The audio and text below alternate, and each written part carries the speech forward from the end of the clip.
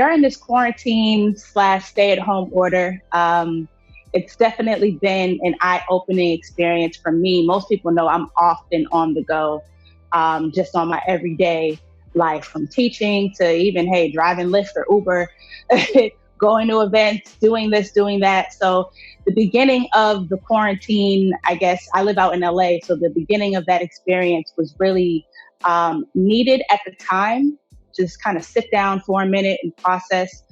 But layered on top of that, it kind of canceled itself out with enjoying the solitude and enjoying the sit down and space with all of this political drama, all of this racial tension. So it kind of was a negative as much as it should have been a positive. So personally, it was very heavy and very emotional because I live alone. There's not a lot of personal contact and connection. So after, weeks go by, months go by, it starts to get very taxing, especially on a creative person who loves to interact with people, be on stage. All of that got stripped from you. So if you're saying it was all good just a week ago, like I was cool in the beginning, I was like, yeah, I need to sit down, and I've been praying to God for this time to just, work and create. And I'm looking around like I ain't get up and turn on Logic or Pro Tools in weeks, so, and that's how you know that it's more than just needing time. You need to be in a good mental space as well. So personally, I was kind of paralyzed for a little bit as far as the creative aspect, but I did do a lot of practicing. So I wasn't really creating anything new. I was kind of revisiting skills that I wanted to touch up on that I didn't really have the time to do in that regard. So DJing, I've been getting a little bit, better with that and getting new gear and equipment. I've been practicing, the TC Helicon and just different gear on, enhancing my live performance. So it's been a roller coaster with the creating new things, but adding to my arsenal has been something that I kind of cocked my head to the side. Well, maybe I can just practice and play around just to get myself still in that type of space. So occasionally I would write, occasionally I would, jot ideas. But that hasn't really been, most people, I see a lot of my peers, they cranking out albums and content right now. And I'm just like, this is really, it's not that easy to just, especially when you beat off and literally use the world as your muse for creative content. It's hard to do that. And you don't want everything to be negative and depressing. So kind of sat down for a minute. Yeah, well, it's very conflicting as an artist in today, living in 2020, on the timeline of when to put out music and the balance of it being for your fan base and you being kind of motivated and inspired as well. We're getting conflicted messaging, right? Because on one end, we're seeing people like the head of Spotify and other CEOs saying, hey, the old platform and the old way of putting out music is just not going to work. You have to continue to put out content and build your fan base.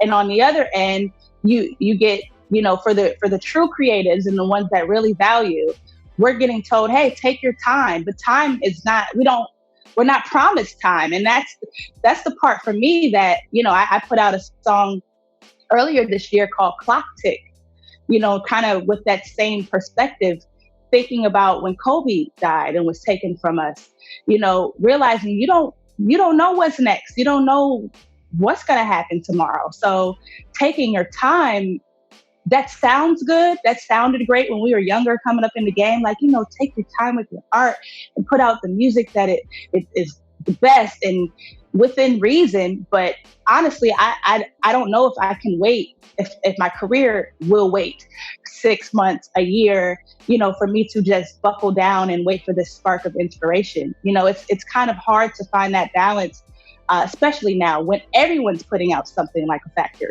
You're saying we don't have to, but it's hard when you're trying to be successful and also maintain quality. So it's like quantity and quality are kind of, fighting each other. And on top of that, just being in a world where we don't know what's next. We don't know what tomorrow is bringing. So, for artists like me, it's very that's been doing this for a decade. it's very conflicting messaging from our fan base, from our, mentors, from industry executives, from numbers and ratings or whatever the content is. We just don't know what to do. And that can add to the anxiety and add to the either I don't want to do this no more, or I'm just not going to put out the best content. So it's been a journey. I mean, you just gotta kind of just follow what your heart is asking you to do and leading you to do.